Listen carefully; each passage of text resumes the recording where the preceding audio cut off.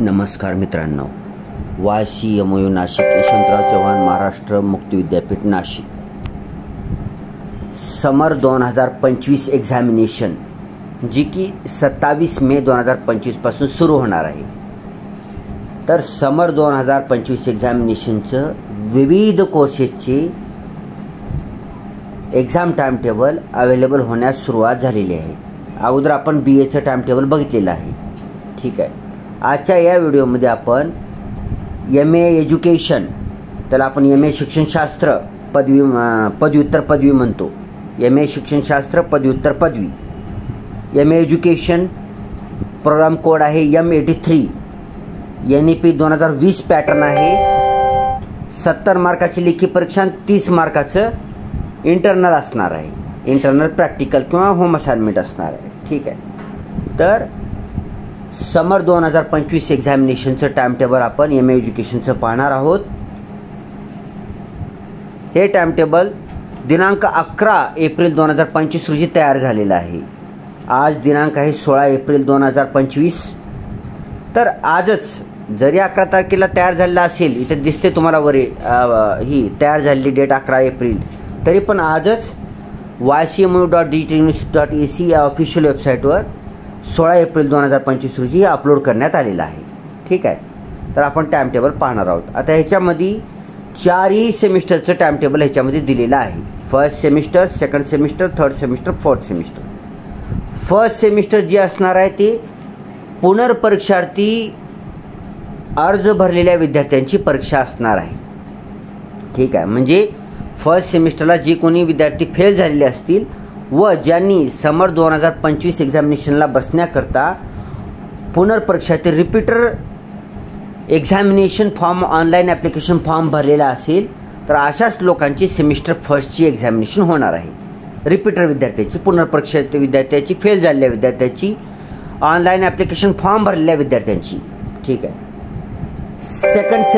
Second सेमिस्टरवाले हे 2024-25 या शैक्षणिक वर्षामध्ये ॲडमिशन घेतलेले रेग्युलरचे विद्यार्थ्याचे बी टाइम टेबल असणार आहे सेकंड सेमिस्टरचं. ठीक आहे. 2024-25 या शैक्षणिक वर्षामध्ये ॲडमिशन घेतलेल्यांचं सेकंड सेमिस्टर असणार आहे रेग्युलर. ठीक आहे. म्हणजे कंटिन्यूमध्ये. तसेच जे 2023-24 मध्ये ॲडमिशन घेतलेले आहेत व ज्यांनी 2023-24 मध्ये ॲडमिशन घेतलेले असताना सेकंड सेमिस्टरचे काही विषय फेल झालेले असतील, काही विषयाला ॲब्सेंट असतील, तर अशा लोकांची पुनर्परीक्षार्थी एक्झामसुद्धा या रेग्युलरच्या विद्यार्थ्यांसोबत होणार आहे. फक्त एवढंच की त्यांनी ज्या विषयामध्ये फेल झालेले असतील त्या विषयाची त्यांनी समर 2025 एक्झामिनेशनला बसण्याकरताचा ऑनलाईन ॲप्लिकेशन फॉर्म भरलेला पाहिजे. त्यांनी पुनर्परीक्षार्थी रिपीटर एक्झामिनेशन फॉर्म त्याने भरला असेल तरच त्यांना सेकंड सेमिस्टरची एक्झामिनेशन देता येते. ठीक आहे. पुढे सेमिस्टर थर्डचे विद्यार्थी ही पुनर्परीक्षार्थीच विद्यार्थी असणार आहेत. रेग्युलरचे काही नसणार एक्झाम, पुनर्परीक्षार्थी एक्झामिनेशन फॉर्म भरलेल्याच विद्यार्थ्यांची सेमिस्टर थर्ड एक्झाम होणार आहे. जे अगोदर केव्हा सेमिस्टर थर्डची परीक्षा फेल झालेली असतील तर त्यांनी व ऑनलाईन ॲप्लिकेशन फॉर्म भरून ह्या परीक्षेला बसण्याकरता अर्ज केले असतील तर त्यांची सेमिस्टर थर्डची एक्झामिनेशन होईल. पुढे आता उरलं शेवटचं सेमिस्टर फोर्थ. आता सेमिस्टर फोर्थ ही रेग्युलरचं असणार आहे. ह्याच्यामध्ये पुनर्परीक्षार्थी विद्यार्थी नसणार आहेत. ही 2023-24ला फर्स्ट इयरला ॲडमिशन घेतलेले, तसेच 2024-25ला सेकंड इयरला ॲडमिशन घेतलेल्या विद्यार्थ्याची परीक्षा असणार आहे. 2024-25ला त्यांचं सेकंड इयर असेल, सेकंड इयरला फोर्थ सेमिस्टरची रेग्युलर एक्झाम आहे ही. ह्याच्यामध्ये पुनर्परीक्षार्थी ॲप्लिकेशन फॉर्म भरलेले विद्यार्थी यांचं काही काम नाही, कारण फर्स्ट टाईमच फोर्थ सेमिस्टरची एक्झाम होत आहे. ठीक आहे. मग ही रेग्युलर एक्झाम असणार आहे फोर्थ सेमिस्टरची.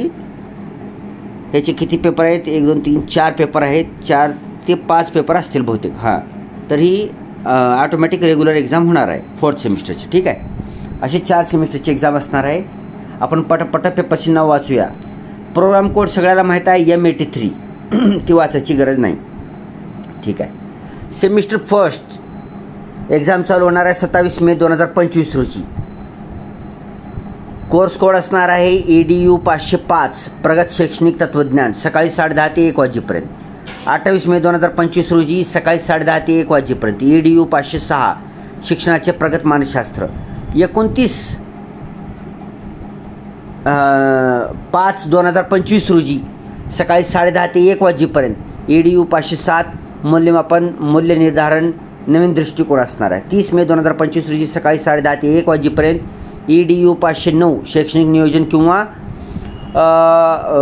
EDU 510 शैक्षणिक मार्गदर्शन आणि समुपदेशन. ह्या दोन्हीपैकी एक पेपर असणार आहे. ऑप्शनल पेपर असणार आहे. EDU 509 आणि EDU 510 दोन्हीपैकी एक पेपर असणार आहे. ठीक आहे. हे किती पेपर झाले? 4 पेपर झाले. 5वा पेपर 31 मे 2025 रोजी सकाळी 10:30 ते 1 वाजेपर्यंत असणार आहे. त्या पेपरचा कोड आहे EDU 599 शैक्षणिक संशोधनाचे अधिष्ठान.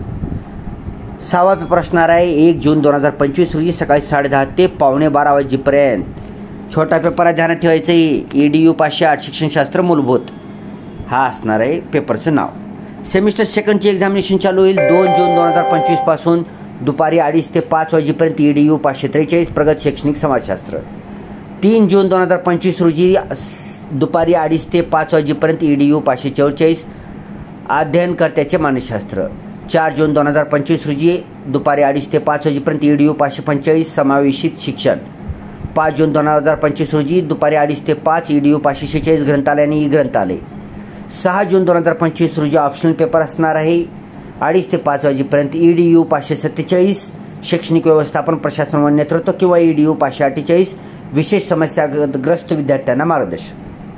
सेमिस्टर थर्डची एक्झामिनेशन सुरू होईल 27 मे 2025 रोजीपासूनच दुपारी 2:30 ते 3:45 वाजेपर्यंत. हा छोटा पेपर असणार आहे. EDU 600 सामग्री विश्लेषण आणि अहवाल लेखन. 28 मे 2025 रोजी 2:30 ते 5 वाजेपर्यंत EDU 601 अध्यापक शिक्षण. 29 मे 2025 रोजी दुपारी 2:30 ते 5 वाजेपर्यंत EDU 602 अध्यापनशास्त्र, प्रौढ अध्यापनशास्त्र आणि स्वयंनिर्देशित अध्ययन. 30 मे 2025 रोजी दुपारी 2:30 ते 5 वाजेपर्यंत EDU 603 शिक्षणातील माहिती संप्रेषण तंत्रज्ञान. 31 मे 2025 रोजी 2:30 ते 5 वाजेपर्यंत EDU 604 विज्ञान शिक्षण किंवा याला ऑप्शनल पेपर असणार आहे EDU 605 भाषा शिक्षण. पुढे 4th सेमिस्टरचं एक्झाम चालू होईल 8 जून 2025 पासून दुपारी 2:30 ते 5 वाजेपर्यंत असेल EDU 607 मुक्त व दुरस्त अध्ययन. 9 जून 2025 रोजी दुपारी 2:30 ते 5 वाजेपर्यंत EDU 608 जीवन कौशल्य. 10 जून 2025 रोजी दुपारी 2:30 ते 5 EDU 609 शैक्षणिक उद्योजकता. 11 जून 2025 2:30 ते 5 EDU 610 पर्यावरण शिक्षण. याला ऑप्शनल पेपर आहे EDU 611 मानवी हक्क. या दोन्हीपैकी एक ऑप्शनल पेपर तुमचा असणार आहे. ठीक आहे. अशा प्रकारे हे 4ही सेमिस्टरचं तुम्हाला टाईम टेबल दिलेलं आहे. त्याच्यातील तुमचं कोणतं सेमिस्टर आहे पहा आणि त्यानुसार तुम्हाला आपल्या अभ्यासाचं नियोजन करायचे. आणि बरेच दिवस वेळ आहेत. बरेच दिवस म्हणून वेळ संपवून जाईल, त्याच्यासाठी सांगण्याचं तात्पर्य आहे की तुम्ही तयारी करू शकता. तर एवढा आता 1 महिन्यापेक्षा जास्त टाईम तुमच्याकडे शिल्लक आहे. ह्याच्यामध्ये चांगली तयारी करायची आहे, चांगल्या मार्गाने पास व्हायचं आहे. सर्वांनाच अभ्यास करण्यासाठी तसेच परीक्षेमध्ये जास्त गुणांनी पास होण्यासाठी खूप खूप साऱ्या शुभेच्छा. Thanks for watching. Vande Mataram.